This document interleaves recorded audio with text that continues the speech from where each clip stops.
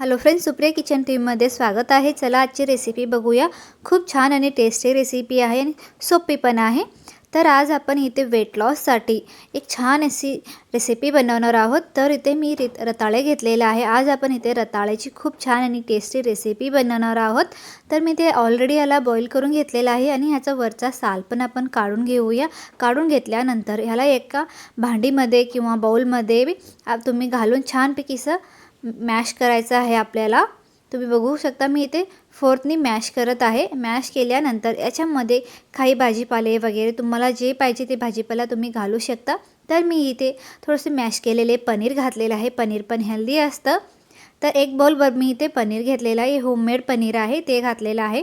त्यानंतर एक बारीक कट केलेला कांदा, 2 ते 3 बारीक कट केलेली हिरवी मिरची आणि एक शिमला मिरची बारीक कट केलेले। तुम्हाला जे जे भाजीपाला आवडते तुम्ही घालू शकता आणि एक बारीक कट केलेलं टमाटो पण घालायचं आहे।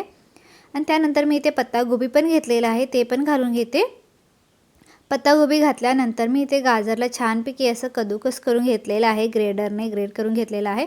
तुम्ही बारीक कट पण करू शकता, नाहीतर तुम्ही चॉपरमध्ये चॉप पण करू शकता सगळे भाजीपाला। त्यानंतर एक चमचाभर एवढं नाश्त्याचा चमचा असते ना, त्या चमचाभर एवढं मी इथे लाल तिखट, हळद आणि मीठ थोडंसं मी इथे एक बाउलभर एवढं मी इथे जे घरात असतं ना त्या बाउलभर इथे मी थोडंसं बेसन घेतलेलं आहे बाइंडिंगसाठी। पाणी वगैरे घालायची गरज नाही पडत तुम्हाला। आणि सगळे मिक्स करून घेऊया। तर मिक्स करून घेतल्यानंतर याचे छोटे छोटेसे टिक्की करून घेऊया। जास्त मोठे पण नाही, जाड पण करून घ्यायचं नाही, मीडियम साईजमध्ये थोडंसं तुम्हाला अशा प्रकारे करून घ्यायचं आहे। तर मी ते एक एक करून सगळे टिक्की करून घेते। आता टिक्की करून घेतल्यानंतर तर आपल्याला इथे शॅलो फ्राय करायचं आहे। तेलामध्ये डीप फ्राय नाही करायचं।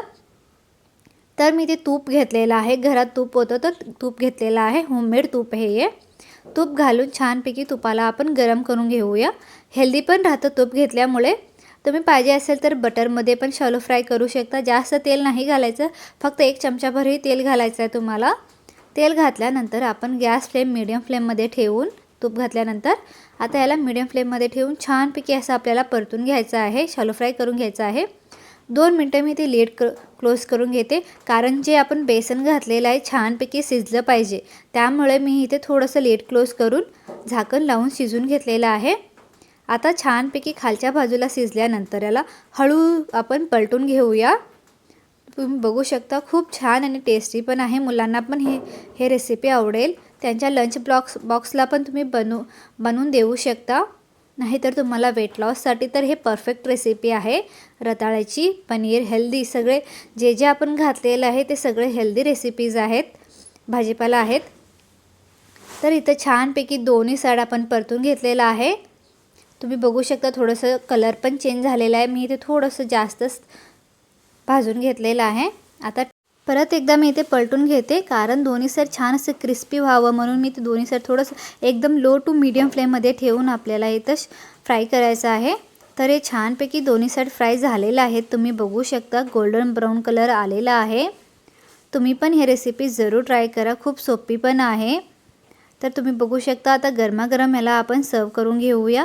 बघा इथं वरून क्रिस्पी आणि आतून सॉफ्ट आणि नरम आहेत। तर मी इथे गरमागरम याला सर्व करत आहे। तुम्हाला पाहिजे असेल तर याला दहीसोबत, नाही तर सॉस, हिरवी चटणी कशासोबत, केचप पण सोबत तुम्ही जे पाहिजे, जे चटणी तुम्हाला पाहिजे त्या चटणीसोबत तुम्ही याला सर्व करू शकता, नाही तर तुम्ही अशाच प्रकारे खाऊ शकता।